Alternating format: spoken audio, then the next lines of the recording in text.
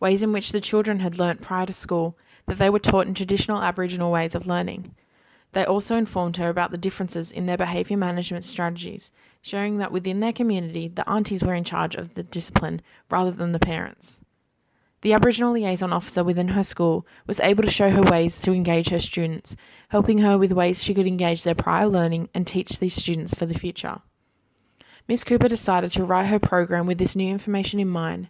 She consolidated the teaching policies and forms of learning, such as the Aboriginal 8 ways of learning, to incorporate what the students brought with them in their virtual school bags.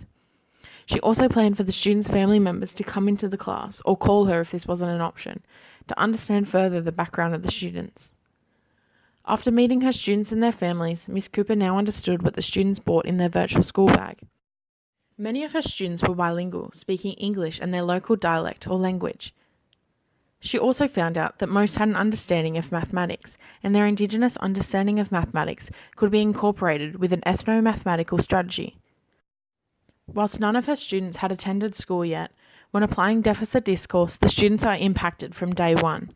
Miss Cooper had used turnaround pedagogy strategies. Following the works of Bonnie Bernard, Miss Cooper became a turnaround teacher, hoping to build her students into resilient, responsible people who were ready to learn, without which she would have taught to none of the students in her class, reproducing the inequalities which already existed in society. She was able to integrate all she had planned to and was able to engage her students. They quickly formed a classroom structure which limited behaviour issues, and yet her connections with the families meant she always had support.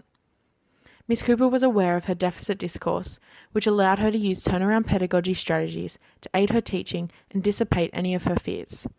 Miss Cooper loved teaching in the small rural town, and the skills she developed were instrumental in shaping her teaching future.